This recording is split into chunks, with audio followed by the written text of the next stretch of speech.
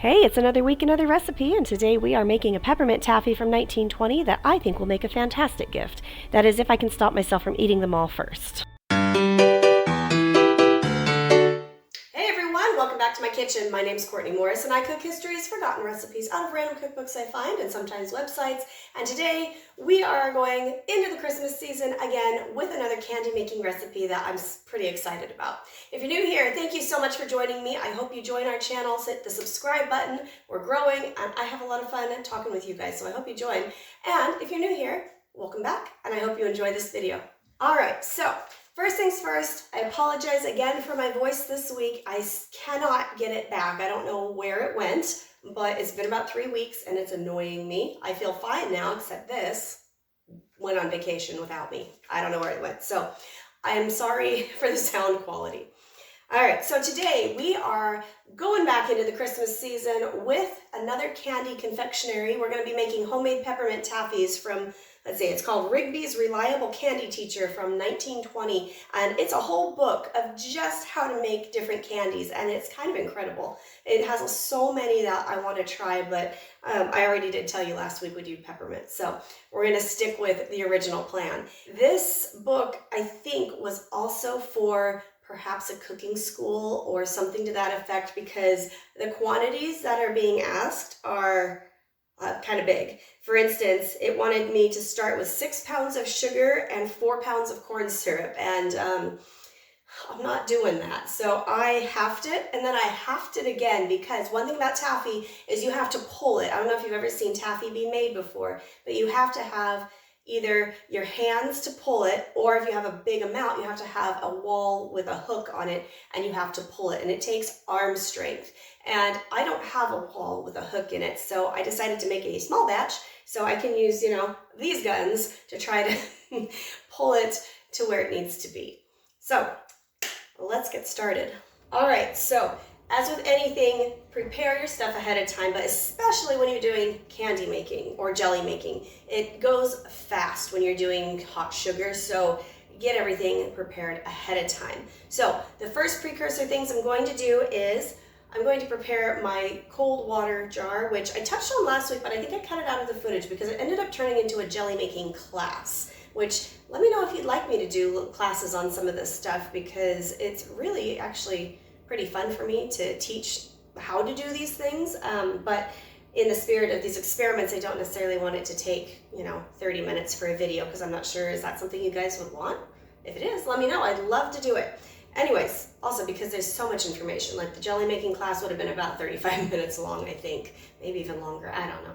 Anyways, so for testing the stages of candy making and your hot sugar to know when it's done, if you don't have a thermometer like yours truly, you need to know the old-fashioned method, and one of that is the cold water test. So I'm going to get my cold water and I'm going to put it in a clear jar and stick it in my freezer until I'm ready to use it so it's ice cold. So the other thing I'm going to do for taffy particularly is, if you've ever watched taffy being made on YouTube or at a candy store, they have a giant cold slab and it cools off the candy because it is hotter than heck, and you have to manipulate it with your hands, and you will burn your hands if you are not careful. So I don't have a big cold slab, but I have a big jelly roll pan, and since I'm doing such a small amount, this will be fine. This has been in my freezer and it's kind of burning my hands at the moment because it's so cold, but I'm going to keep it there and then pull it out right when I need to pour it. All right, so we're going to start with 1.5 pounds of sugar. 1.5 pounds. I can't imagine having a vat big enough to use 6 pounds of sugar. That's like an industrial amount. Now that I'm thinking about it, I think I'm going to put this in a bigger pot, because one thing you do not want, and if you watched the last video I did,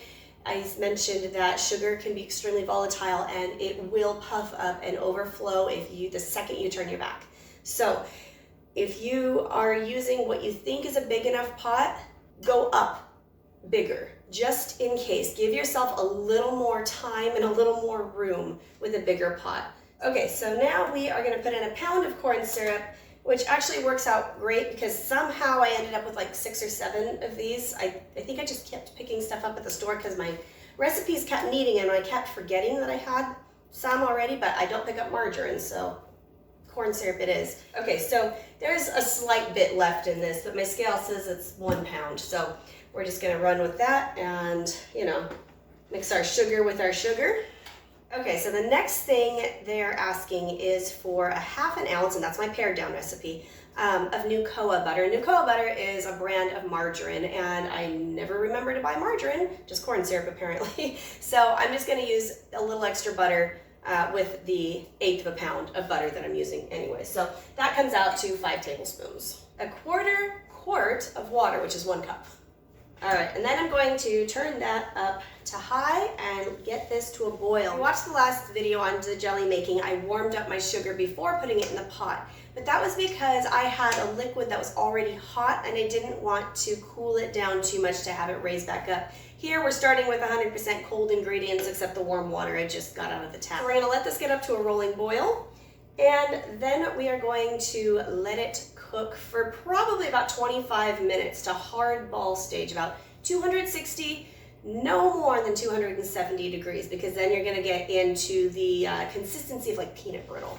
And taffy isn't peanut brittle. I'm sure it would taste fine, but the texture is gonna be off.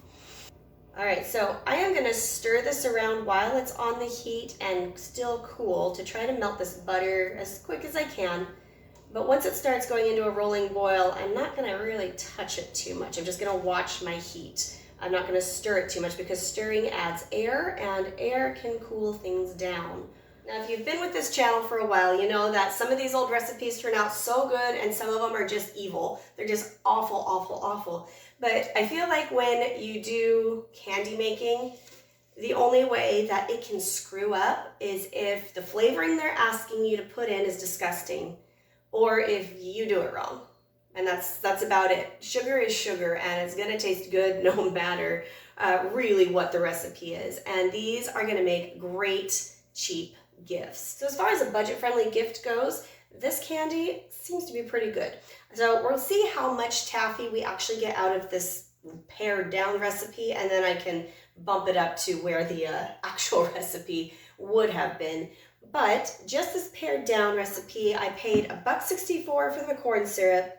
The 5 tablespoons of butter I used was 50 cents, and I paid about $1.50 in sugar. So all in all, that's about, let's see, quick math, $3.14-ish. One hack that I will tell you, if you're new, don't have a candy thermometer, and are a little leery about the water test, use a meat thermometer. It will go up usually to about 220 degrees, and you want to get up to 260-ish. So at least get it up to 220. That way you know where you're at there, and then from there on, you can kind of time it out, and you don't have to keep testing it every 5 minutes because you're unsure. And what I'm going to do is I'm just going to start waiting for this to get hot and start a rolling boil, but I'm going to keep my eye on it so it doesn't explode. So everything's melted. I can hear the sound of those miniature little boils right before a boil. It's starting to smell like cotton candy, which means that we're going to get ready for a rolling boil here any minute. And if you didn't watch last week's jelly video, I'm going to say this again because this involves the health and safety of you and your family. Once it starts rolling boil, do not leave your sugar for any reason at all, unless there's an emergency and you have to turn it off. If you have to leave it, turn it off, because sugar is very volatile and put to heat will explode. I mean, not like a boom explosion, more like this is gonna be napalm all over your kitchen, all over your skin. It will burn you and is a pain in the butt, like major pain in the butt to clean up. Okay, so now I'm at a rolling boil. I'm gonna turn it down a little bit. I'm gonna keep the rolling boil, but I'm gonna not put it on full force. And I am gonna put my timer on for roughly 20 minutes. Okay, so if you can see, this is a nice consistent boil, and this is kind of how I want it to look the entire time. All right, we are almost there. We are very, very, very close. Right now we're kind of more on the softball side of things. We want hardball stage where it holds its shape just a little bit better, which in about 3 minutes or so, we're gonna be there. Last test, because I think we're right about ready to start moving things around here. This now picks out of my jar very easily, and now has more of that taffy consistency. I'm going to turn my heat completely off, remove it from the heat completely. And now we're going to get ready to do some pulling. Very carefully pour this onto your sheet. Don't let it cool manually. Baker's third hand, kitchen scraper, taffy scraper, whatever you want to call this thing. Get one of these, it's amazing. You can start pulling up your edges. Okay, so as this cools, I'm gonna just scrape the sides into the center and just keep scraping it in and out. It helps it cool, helps it mush together. You want this to form a lump, and it needs to be firm, a firm lump, and it will do that as it gets cooler. So I've moved to my spatula now because I have a little more leverage here, and we're almost ready to start pulling and flavoring. Okay, so I'm to the point where I get to flavor and pull, so I'm going to take half of this, probably this one right here, and I am going to make a little indentation, little peppermint extract, some gel food coloring. And now I'm going to butter the crap out of my hands, and I'm going to pull this into hopefully like a reddish pink, and that smells so good with the peppermint. Now to pull, it's basically pulling. Look how beautiful that is getting. Okay, and then we just keep pulling and pulling and pulling until you can't pull anymore. So right here is where my battery died, and this is where I was pulling and tinting my pink taffy to mix with my red taffy. So that's where this next clip comes in. We just kind of jump now. I finished pulling my red, I finished pulling my pink, and you'll know when they're done when they don't stick. They're not sticky, they're very malleable, still warm enough to mess with. So this is where I'm gonna twist them.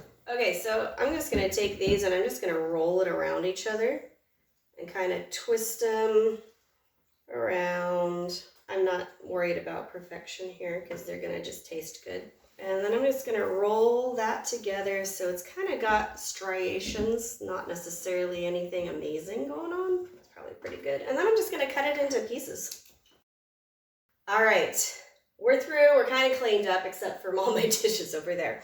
It did make more of this. I just have them on another plate and I don't think we need to bring out everything. These look amazing. They smell so good. My kitchen smells like a candy cane, and I cannot tell you how hard this was to not eat them while I was messing with them. Okay, malleable and squishy, just like a taffy. You can pull them apart, just like a taffy. Oh, it tastes exactly like my favorite saltwater taffies. Perfect, perfect consistency, perfect flavor. All right, so as far as gift giving goes, I mean, you don't have to get anything fancy. You get a little piece of parchment paper or waxed paper. Take your candy, wrap it up, and just roll the ends about. Trim that off because that's huge.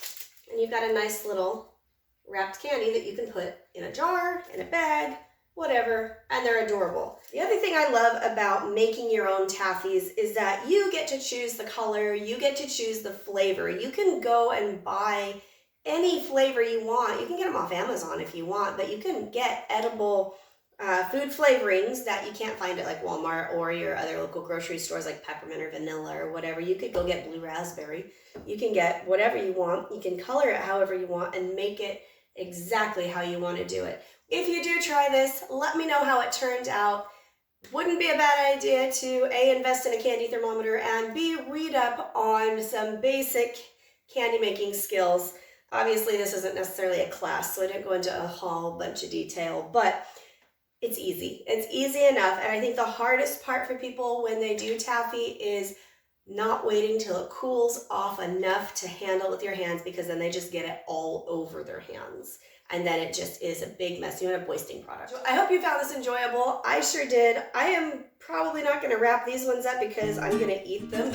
So if you are still here, thank you so much for joining me. I hope you enjoyed this. If you haven't already, please join our community. Hit the little subscribe button. Drop me a comment. I would love to know that you are here. Send me a recipe because I love it when you do that. It makes my life a little easier so I don't have to decide what my next video is because you told me. And honestly, even if you didn't, and honestly, even if you don't celebrate Christmas and you celebrate another holiday, these are good year-round. I hope you have a wonderful week. I will see you next Monday with a new historical recipe to try out that hopefully you'll be able to give as a not breaking the bank gift. And if you need something to watch in the meantime, go ahead and check this out from last Christmas. I hope you enjoy it. Otherwise, I'll see you next Monday, and hopefully I'll get my voice back. All right, bye.